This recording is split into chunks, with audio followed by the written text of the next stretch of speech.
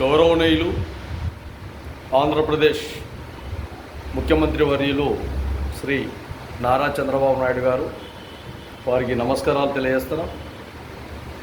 SC వర్గీకరణ విషయంలో అసెంబ్లీలో మీరు చెప్పిన విషయాలు కానీ మీరు మాట్లాడిన విషయాలు కానీ అన్ని విధాలుగా కూడా మాదిగ సామాజిక వర్గంలో ఉండే వ్యక్తులందరికీ కూడా మంచి అభిప్రాయాలే, మంచి అభిప్రాయాలతోనే ఉన్నాం. అయితే స్థానికంగా ఉండే నాయకత్వాన్ని మీరు మర్చిపోతారు.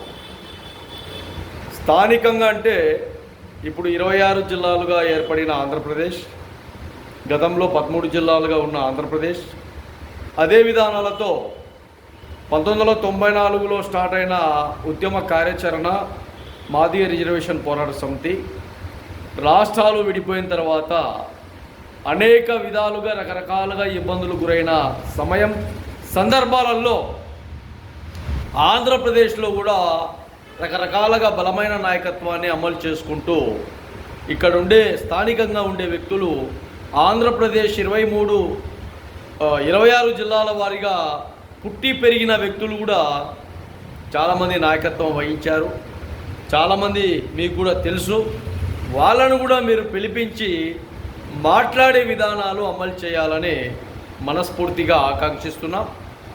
అలాగే ఏబీసీ విధి విధానాల్లో భాగంగా ఖచ్చితంగా మాదిగలకు న్యాయమైన విధి విధానాలు అమలు చేసే విధంగా గత 30 ఏళ్ళ ఆర్థిక విధానాలు, రకరకాలుగా సంక్షోభాలు, రకరకాలుగా ఇబ్బందులు, రకరకాలుగా సమస్యలతో సతమతమవుతున్న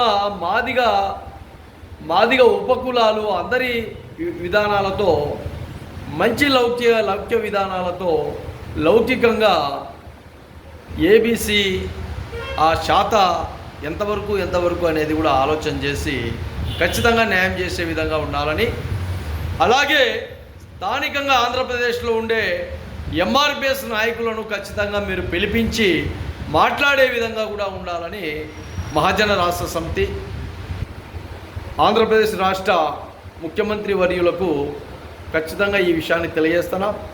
ఎక్కడ కూడా ఈ విషయాన్ని మీరు మర్చిపోకండి. దయచేసి మర్చిపోకుండా అందరూ కూడా ఓటర్లుగానే ఉన్నారు ఈ ఆంధ్రప్రదేశ్లో. ఖచ్చితంగా తమ విధి విధానాలు వాళ్ళతో పాలు పంచుకోవాలని కూడా మనస్ఫూర్తిగా తెలియజేస్తున్నాం. నమస్తే.